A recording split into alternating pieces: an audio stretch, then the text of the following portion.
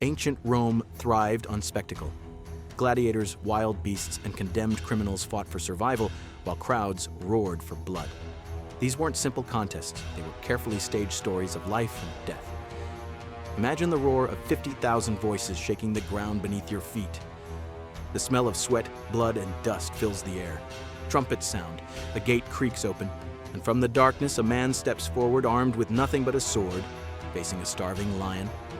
The crowd erupts in pure excitement. They are not here to look away, they are here to cheer, but why? Why did Rome crave terror so intensely inside its arenas? Each event was engineered to shock, thrill, and remind every spectator of their own fragility. Violence wasn't just tolerated, it was celebrated. The games were more than entertainment, they were a ritual, a stage where the empire displayed its wealth, its cruelty, and its absolute power over life itself. For the average Roman citizen, the arena was irresistible. Imagine living in a crowded city with little escape from poverty, heat, and monotony. And then suddenly, a proclamation is made. Games will be held in the Colosseum. Days of free bread and the most shocking shows on earth. How could anyone resist? Emperors knew this. Panem et circenses. Bread and circuses wasn't just a phrase, it was a political weapon. Keep the people fed and entertained, and they won't question your rule. The arena wasn't just a theater of violence, it was the empire's ultimate tool of distraction and control. The Colosseum itself was a character in this story. Built to hold more than 50,000 spectators, it was a marvel of engineering. Beneath its floor lay a labyrinth of tunnels, cages, and elevators that could release wild animals or gladiators into the arena without warning. Imagine sitting in the stands. The sand below looks empty. Suddenly, a trapdoor bursts open. A bear charges out. The element of surprise was everything. The arena was designed to manipulate emotions. Long pauses would build anticipation, music and trumpets heightened suspense, and then chaos. The crowd was hooked, unable to look away. Every sound, every movement was calculated to keep them on the edge of their seats. But the true stars of the arena were the gladiators.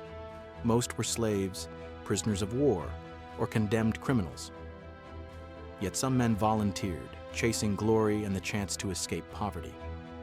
They trained in special schools, called ludi, where they were forged into living weapons. And here's the paradox. Though despised as slaves, gladiators were also adored as celebrities.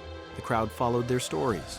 Rivalries, alliances, dramatic victories, or tragic deaths all became part of Rome's gossip. Some gladiators were so famous that women wrote their names on the walls and dreamed of them at night. Take the gladiator Spiculus, a favorite of Emperor Nero. When Nero was about to die, he actually asked Spiculus to kill him, hoping for a death worthy of the arena. That's how deep the fascination ran. Gladiators were woven into Rome's very imagination, but don't mistake this for glory. Behind the cheers was constant fear. Every fight was a gamble with death. Even the best trained gladiator knew that the crowd's will, or the emperor's gesture, could end his life in an instant. This is where Rome perfected something terrifying: psychological manipulation. The audience wasn't just watching, they were participating. Their cheers, chants, and even hand gestures could decide whether a man lived or died. The famous pollis verso, the turn of the thumb, was the most chilling power a crowd could hold. And it wasn't just the fighters under pressure. The spectators themselves were forced into a moral dance. One moment they might feel compassion for a wounded gladiator, and the next they were screaming for his execution. This tension between empathy and cruelty was the addictive essence of the games. Picture this: the gates of the arena open, and instead of gladiators, a roar echoes from deep inside. Out strides a lion, its ribs visible from weeks of starvation, its golden mane filthy with dust. The crowd falls silent for a moment, then cheers erupt. For Romans, animals weren't just opponents, they were symbols of empire. Lions from Africa, elephants from India, bears from the mountains, even crocodiles and exotic birds. The arena was Rome's way of saying, look how far we reach. Look what we control. But these beasts weren't displayed with majesty. They were weapons, starved, provoked, and dragged into combat designed to shock the audience. Sometimes, a single gladiator was forced to fight multiple beasts. Other times, dozens of animals were released at once, creating chaos. The Emperor Pompey once unleashed 600 lions in a single show. Emperor Titus went even further. During the inauguration of the Colosseum, 5,000 animals were slaughtered in just one day. Imagine the ground soaked in blood, the screams of men and beasts mixing in the air. It wasn't just entertainment, it was overwhelming sensory shock. And then came the condemned. Rome had a punishment darker than execution, damnatio ad bestias, condemnation to the beasts. Criminals, rebels, and prisoners of war weren't killed quietly. They were thrown into the arena, unarmed, to be torn apart. But Rome, ever theatrical, rarely left it that simple. These executions were staged like plays. A prisoner might be dressed as Hercules, only to be devoured by lions. Another forced to play the role of Orpheus, charming wild animals until a bear ripped him to pieces. The cruelty was deliberate. The message was clear. The empire could turn myth into nightmare, glory into agony, life into theater. And the crowd, they watched, they gasped. Some cheered, some wept. But none looked away. If you thought lions and gladiators were the height of Roman spectacle, think again. The Colosseum was a laboratory of extremes. One of the most shocking events were naumachiae, mock naval battles. Yes, the Colosseum was flooded with water and actual ships were brought inside. Prisoners were forced to fight as sailors in deadly reenactments of famous sea wars. The reality? They weren't actors. They were men fighting desperately to avoid drowning or being speared. Collapsing ships, fire, animals added to the chaos. Imagine sitting in the stands, watching a sea battle rage inside a stone amphitheater in the heart of Rome. Other spectacles bordered on madness. There were hunts, venaciones, where men fought herds of elephants, bulls, or packs of wolves. Sometimes nets and traps were used, sometimes it was bare hands and luck. The unpredictability was the point. No one knew if the man would triumph or be trampled to death. And then there were mechanical executions. Ingenious stage devices made sure no two deaths looked the same. Trapdoors, hidden spikes, platforms that collapsed beneath prisoners. One account describes criminals sewn into animal skins and mauled as the crowd howled. Another describes a giant wooden bull, where victims were locked inside and roasted alive as their screams echoed like an instrument. For Rome, even death was theater. It had to be spectacular, unforgettable, and above all, addictive. Every festival escalated the scale. Days of blood, death, and suspense. Each event designed to outdo the last, because the emperors knew in Rome, once you had fed the people terror, they would always come back for more. Now let's step back for a moment, not into the arena, but into the stands. Because if the gladiators were the blood and the animals were the teeth, then the audience was the beating heart of Rome's obsession. 50,000 men and women packed into stone seats, buzzing with anticipation. Some came for free bread, others for gossip, and many simply for the thrill.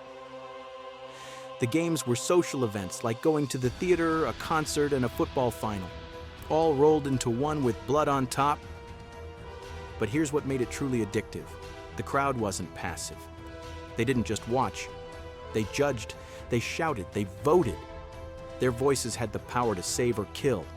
A wounded gladiator could raise his finger, begging for mercy. The crowd would roar its verdict. Sometimes they demanded mercy, chanting, "Mitte! Let him go!" Other times they bayed for blood, shouting, "Jugula! Kill him!" And the emperor, sitting high above, would seal the decision with a flick of his hand. Imagine the psychological rush. One second, you're just a baker or a tailor or a housewife. The next second, 50,000 people, and even the emperor, are following your voice as you scream for life or for death. This gave the games a chilling paradox. Spectators felt both empowered and complicit. They cheered heroes, they pitied victims, they demanded cruelty, they showed mercy. In a single afternoon, they experienced the full spectrum of human emotion: fear, empathy, disgust, euphoria. And this was no accident. Rome understood, something we still wrestle with today. Human beings are drawn to extremes. The games created suspense like no other show. Long silences, sudden twists, dramatic reveals. The moment before a gladiator's killing blow wasn't just about him. It was about you, the audience, wrestling with your own morality. Do you cheer? Do you look away? Do you feel guilty or exhilarated? That was the secret. The arena didn't just show violence. It forced people to confront themselves. Even children were brought to watch, learning from a young age that cruelty and courage were spectacles to be applauded. For the elites, it was a reminder of their power. For the poor, it was an escape into chaos, where even the lowliest citizen could shout and be heard. The games were mirrors of fear, of lust for control, of suppressed emotions. They turned the darkest corners of the human psyche into public theater, and the more shocking the spectacle, the more people came back for more. But above it all, higher than the crowd, sat the most important spectator, the Emperor. His presence alone transformed the games from entertainment into a weapon of power. Every nod, every glance, every gesture carried weight. To the people, he wasn't just a ruler. He was a god deciding who lived and who died. For emperors, the arena was politics disguised as spectacle. Hosting games was expensive, tens of thousands of animals, hundreds of fighters, weeks of preparation, but the payoff was loyalty. Feed the people blood, and they would forget their hunger. Show them cruelty, and they would forget their fear of rebellion. Emperor Titus inaugurated the Colosseum with games that lasted 100 days. By the end, Rome had seen thousands of deaths, both human and animal. For Titus, it was a statement. I give you blood, therefore I give you Rome. Emperor Commodus, on the other hand, took it further. Obsessed with his own image, he didn't just watch the games. He entered the arena himself, dressed as a gladiator. He killed hundreds of animals personally, even executing disabled men to shock and awe the crowd. His madness blurred the line between ruler and performer. And then there was Nero, who adored certain gladiators so much that he showered them with gifts, even as he burned Rome in chaos. For him, the arena was theater, a stage to fuel his vanity. The message was always the same. Life and death belonged to the emperor. The games reminded every Roman that survival wasn't about strength or bravery or even skill. It was about power, imperial power. But this wasn't one-way control. The crowd itself could pressure the emperor. If a ruler refused to grant mercy or misread the people's mood, riots could break out. The games were dangerous political theater, a dialogue between emperor and citizens written in blood. And the emperors knew it. That's why no expense was spared. They brought in elephants, flooded arenas, staged full-scale battles with hundreds of prisoners. It wasn't just generosity. It was insurance that the people's thirst for distraction would keep them loyal. The arena wasn't just Rome's playground. It was Rome's throne room, a place where emperors proved their dominance not through words or laws, but through the roar of beasts, the clash of steel, and the screams of the dying. Behind the chaos of lions and executions, individual stories kept the public hooked. Because what truly kept Romans coming back wasn't just the blood, it was the characters. Take Flamma, a Syrian soldier captured in war. He fought in the arena 34 times and survived long enough to be offered freedom 4 different times. 4. And every time, he refused. Why? Because inside the arena, he wasn't just a prisoner, he was a superstar.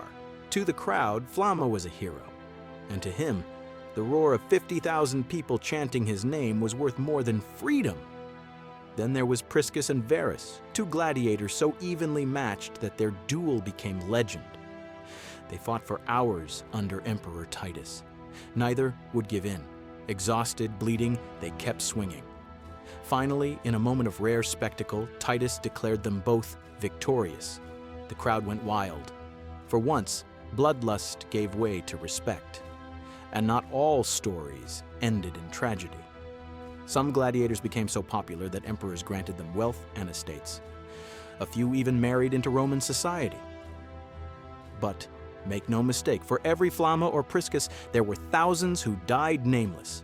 their blood soaking into the sand without a single cheer. What fascinated the crowd wasn't just the combat, it was the drama. Rivalries between fighters, friendships shattered when allies were forced to kill each other. Stories of last-minute mercy or brutal betrayal. The games were soap operas written in blood. Every roar of the arena wasn't just about violence, it was about narrative. And the gladiators, whether they lived or died, were the unwilling actors in Rome's greatest theater. Bloque 7.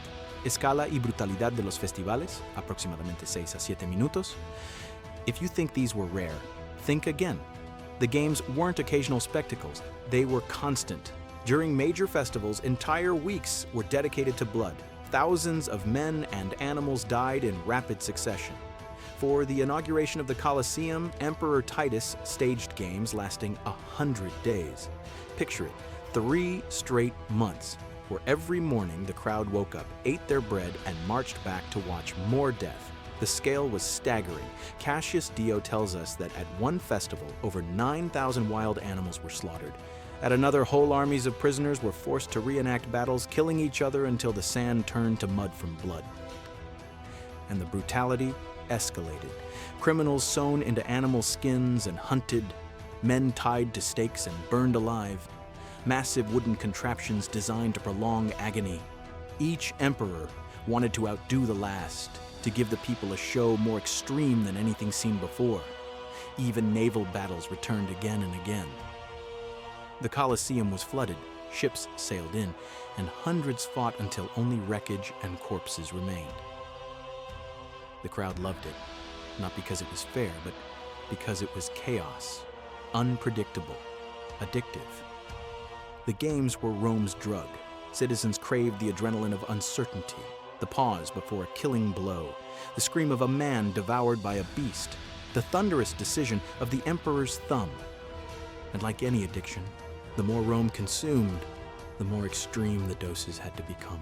Today, the Colosseum still stands, empty, silent, its stones worn by time. But if you listen closely, you can almost hear the echoes, the clash of swords, the roar of lions, the chant of a bloodthirsty crowd. These weren't just games. They were controlled experiments in human psychology. Every fight, every scream, every gesture was designed to manipulate emotions, fear, compassion, cruelty, joy. The arenas were laboratories of suspense, proving just how easily humans can be enthralled by extremes. And that's the unsettling truth. Rome is gone, but the fascination remains. Why do horror movies, extreme sports, or even violent video games captivate us today? Because deep down, the Roman appetite for spectacle never really died. So here's the question. If you had lived in Rome, sitting in those stone seats, would you have cheered as the lion lunged? Would you have raised your voice for mercy? Or would you have looked away in horror? The Romans didn't look away. They craved it. They lived it. And maybe, just maybe, that says more about us than we'd like to admit. If this shocked you, if it made you picture yourself in that arena, share this video. Comment below. Would you have survived the games? Or would you have been devoured by the spectacle itself? Because in the end, the Colosseum wasn't just Rome's arena. It was humanity's mirror. And what it reflected is still with us today. Thank you for wandering through history with me. May the echoes of the past keep you company gently till we meet again.